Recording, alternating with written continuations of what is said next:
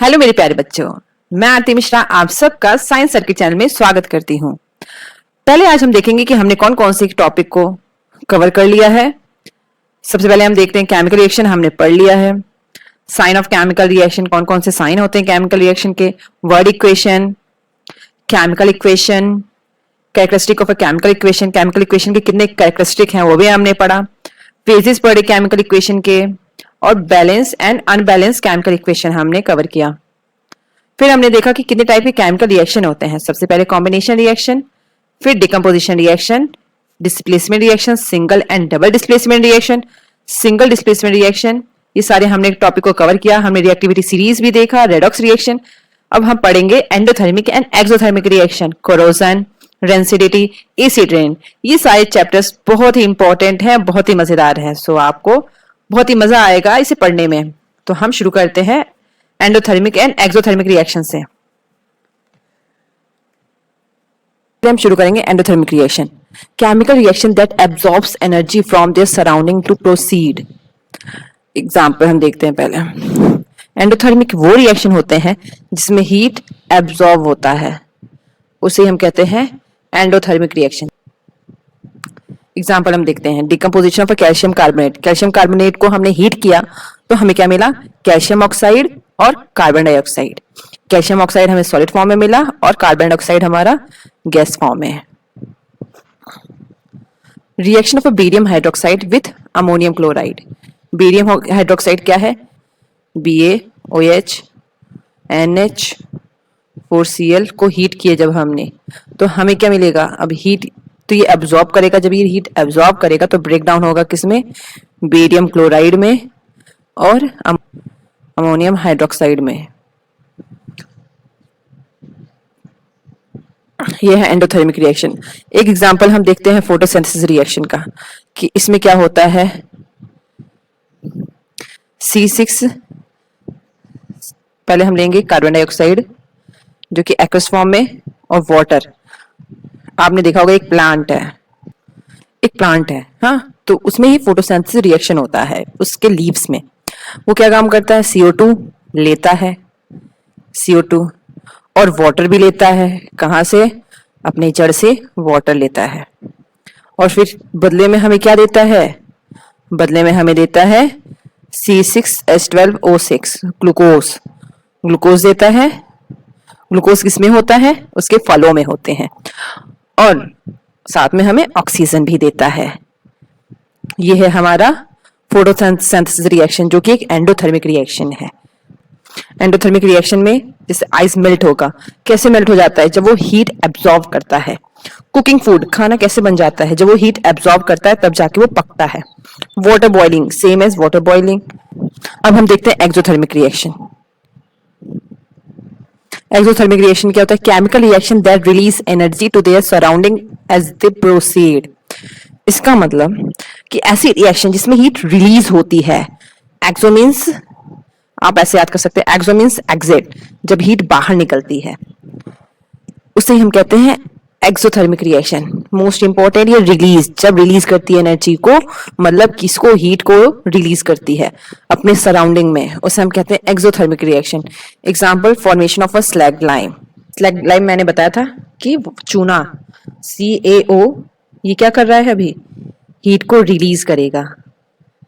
अब क्या बनेगा, ये कैल्शियम हाइड्रोक्साइड और प्लस हीट भी देगा हमें जब भी हम कैल्शियम ऑक्साइड को वाटर में डालेंगे। मैंने आपको बताया जब चूना को हम पानी में डालते हैं तो आप भाप भी दिखता है, उसमें बबल्स भी दिखते हैं।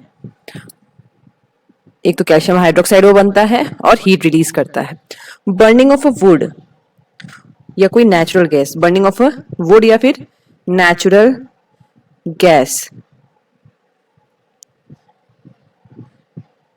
हमने मीथेन लिया और उसमें ऑक्सीजन का ऐड किया, और हमें क्या मिलेगा, कार्बन डाइऑक्साइड, वाटर, और उसके साथ हमें हीट मिलेगा। नेक्स्ट क्या है हमारा, equation of a respiration. Respiration क्या होता है, मैंने अभी आपको बताया था कि हम सांस भी ले सकते हैं और हमें ग्लूकोज भी देता है। ग्लूकोज क्या है, C6H12O6 प्लस ऑक्सीजन, साथ में ऑक्सीजन भी देते हैं। और क्या उसके बाद हमें, जब हम ग्लूकोज और ऑक्सीजन जब लेंगे तो हमें क्या मिलेगा, वापस आएगा क्या, CO2 हम छोड़ेंगे गैस, और साथ साथ वाटर भी निकलता है, और प्लस ATP मॉलिक्यूल्स। ATP क्या है, एनर्जी है, वो भी साथ में निकलता है। और ये सब क्या है, exothermic reaction. Burning of magnesium oxide, burning of magnesium ribbon, ये भी एक तरह का एक्सोथर्मिक रिएक्शन है। वो कैसे, Mg, मैग्नीशियम को लिया हमने और ऑक्सीजन के साथ जब ये रिएक्ट हुआ तो क्या मिलेगा हमें, मैग्नीशियम ऑक्साइड सॉलिड फॉर्म में, और प्लस हीट हमें ये देगा। ये हमारा क्या हो गया, एक्सोथर्मिक रिएक्शन। ये देखिए कुछ एग्जांपल्स,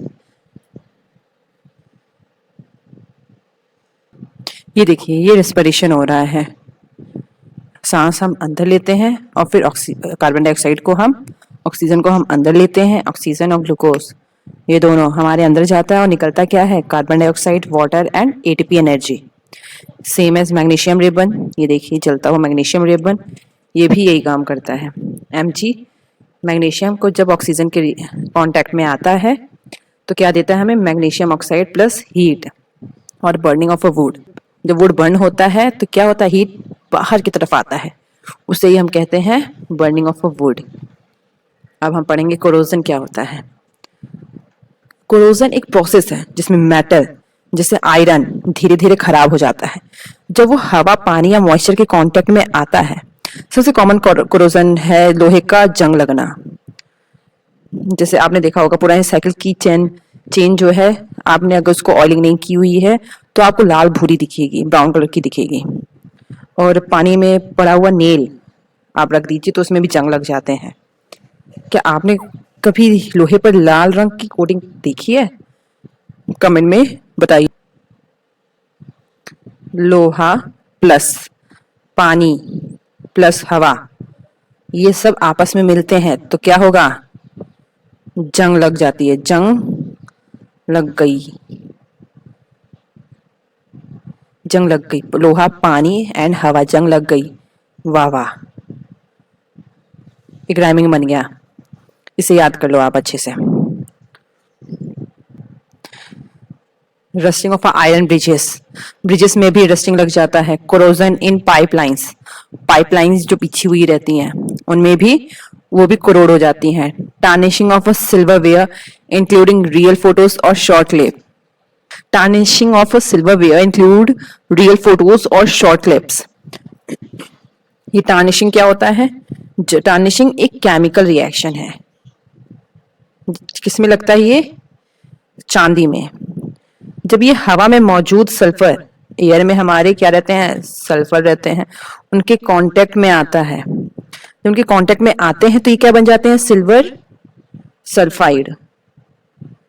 ये सिल्वर सल्फाइड क्या होता है, Ag2S, ये है सिल्वर सल्फाइड। जब ये बन जाता है तो आप देखेंगे चांदी हमारा काले रंग का हो जाता है, काले या भूरे रंग का, ब्राउन कलर का हो जाता है, उसकी परत चढ़ जाती है। फिर हम ब्रास से उसे छुड़ाते हैं तो फिर से चमक उठता है। देखिए ये है कैसे जंग लगता है। आयरन के कांटेक्ट में ऑक्सीजन आता है और वाटर आते हैं तो कोरोजन लगना स्टार्ट हो जाता है। ये है कोरोजन का एक फॉर्मूला।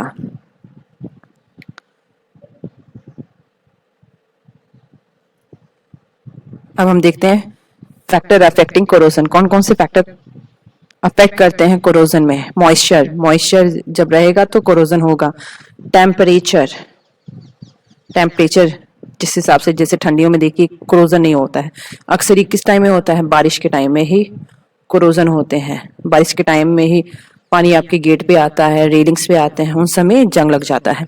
पीएच ऑफ इन्वायरमेंट, इस पे भी अफेक्ट करता है कैसा पीएच है इन्वायरमेंट का।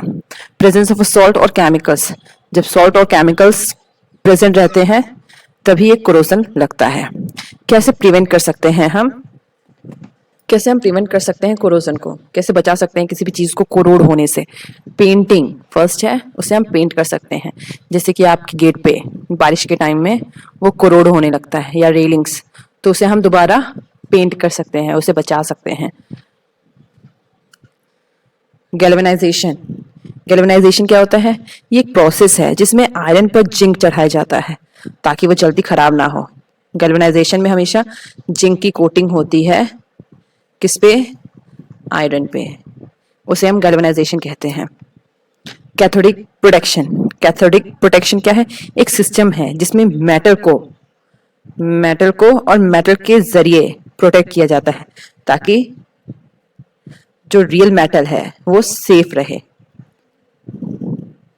जैसे एग्जांपल लेते हैं, पाइप के साथ जिंक का पीस लगाते हैं।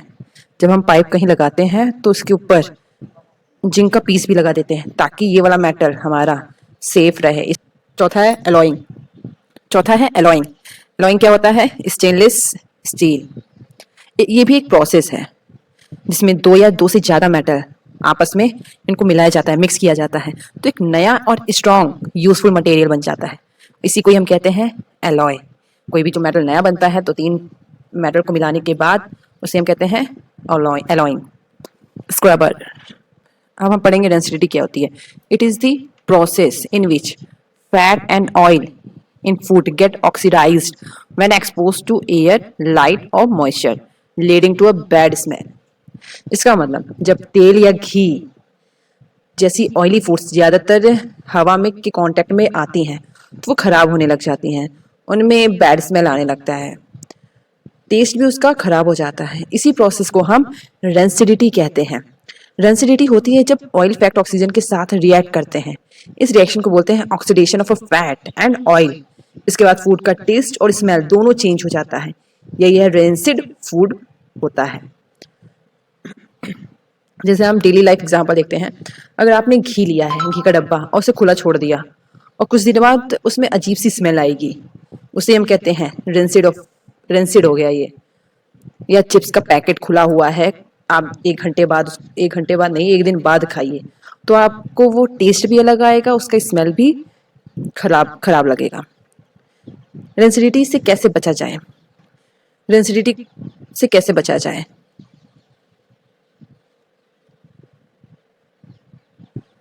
क्या करेंगे उसके लिए क्यों हमारा फूड रेंसिडिटी ना हो?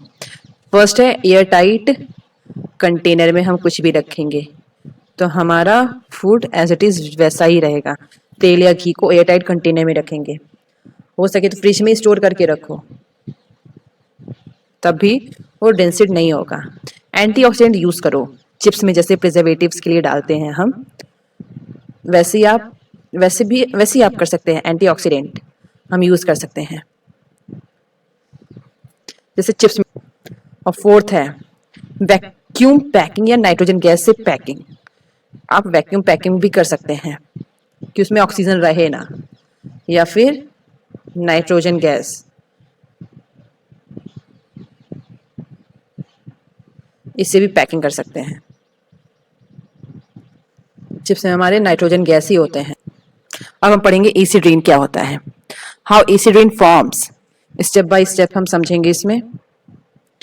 जब फैक्ट्रीज, व्हीकल और पावर प्लांट हवा में सल्फर डाइऑक्साइड और नाइट्रोजन ऑक्साइड जैसी गैसेस छोड़ते हैं तो उसमें क्या होता है, वो गैसेस सारी एटमॉस्फेयर में जाती हैं और पानी के साथ मिल जाती हैं, और जब पानी के साथ मिलती हैं तो एक खतरनाक एसिड बना लेती हैं। जैसे कि सल्फर डाइऑक्साइड क्या बना लेता है?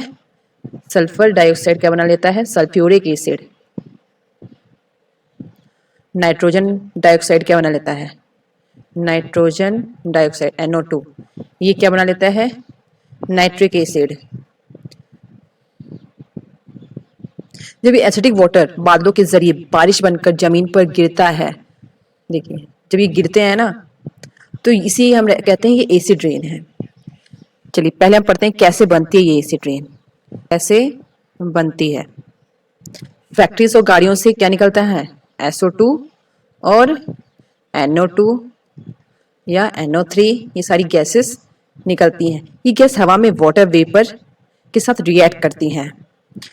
उन्होंने रिएक्ट किया, रिएक्शन से क्या बनाते हैं? एसिड बनाते हैं। बादलों के साथ ये एसिड मिक्स हो जाता है, जब बारिश होती है तो वो एसिड के साथ गिरती है और वही होती है हमारी एसिड रेन। इससे हमें नुकसान क्या होता है? नुकसान देखते हैं। नुकसान ये होता है कि हमारे पेड़ पौधे जो होते हैं वो मर जाते हैं बेचारे। मछलियां और जो समुद्री जीव होते हैं वो भी मर जाते हैं जो पानी के अंदर होती हैं। बिल्डिंग और मॉन्यूमेंट्स जैसे ताजमहल आप लोगों ने देखा होगा, उसको कितना नुकसान पहुंचा है एसिड रेन की वजह से। मिट्टी और पानी एसिडिक हो जाते हैं। मिट्टी जो हमारी होती है उपजाऊ होती है, एसिड रेन में आके वो भी बंजर हो जाती है। पानी भी हमारा एसिडिक हो जाता है जिससे हमारा खेती खराब होता है। इंसान के लिए भी ये हार्मफुल हो सकता है और किसमें ये हार्मफुल होगा, रिस्पायरेटरी प्रॉब्लम होने लगेगी हमें। रोकने का क्या क्या तरीका है, चलिए वो भी देखते हैं हम कैसे रोक सकते हैं। गाड़ियों और फैक्ट्रीज में पॉल्यूशन कंट्रोल करना। जो गाड़ियां होती हैं हमारी व्हीकल्स, उनमें व्हीकल और फैक्ट्रीज, उनको हम बोल सकते हैं कि आप पॉल्यूशन को कंट्रोल करिए। आप क्या यूज करिए, और हम रिन्यूएबल एनर्जी को भी यूज कर सकते हैं। जो हम जो हम एलपीजी ये सारी गैसेस यूज करते हैं, पेट्रोल डीजल, ये सारे हमारे क्या हैं, नॉन रिन्यूएबल एनर्जी हैं। हम उसकी जगह हम रिन्यूएबल एनर्जी यूज कर सकते हैं, लाइक सोलर, विंड। और उसके बाद तीसरा क्या कर सकते हैं, हम ट्रीज लगा सकते हैं। ट्रीज लगा सकते हैं जिससे एसिड रेन बहुत कम हो जाएगा और हमारे इनको फायदा होगा, पेड़ पौधों को भी, मछलियां जो समुद्री जीव हैं उन सबको, हमारे मॉन्यूमेंट्स को, और जो खेती हम करते हैं हमारी मिट्टी को और पानी को, जिससे हमारी खेती और भी ज्यादा उपजाऊ हो सकती है। Harmful effect of acid rain कौन कौन से होते हैं, damages of plant and crops, plant और क्रॉप्स को डैमेज करते हैं। पॉल्यूट रिवर एंड लेक्स, इन सबको पॉल्यूट करते हैं। कोरोड बिल्डिंग स्टैच्यूज, इन सबको कोरोड करते हैं और ह्यूमन हेल्थ को भी अफेक्ट करते हैं।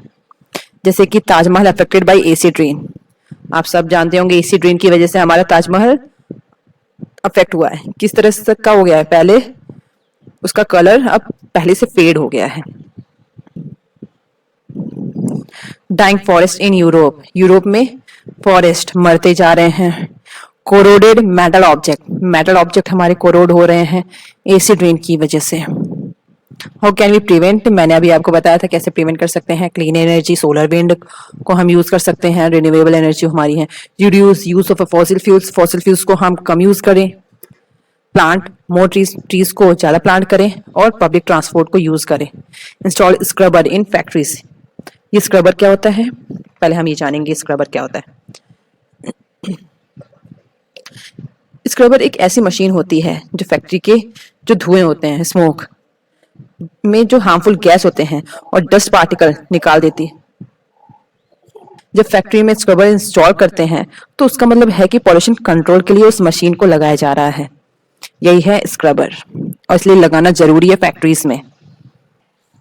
ये था हमारा लास्ट टॉपिक इस पूरे चैप्टर का। अब हम आगे देखेंगे कुछ questions answer, NCERTs question answers.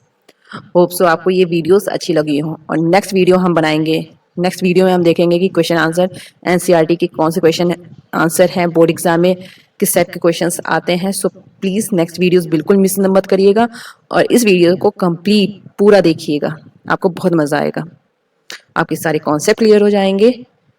और मिलते हैं हम अगले वीडियो में NCERT and previous year question के साथ।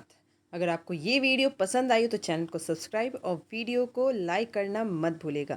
Thank you for watching.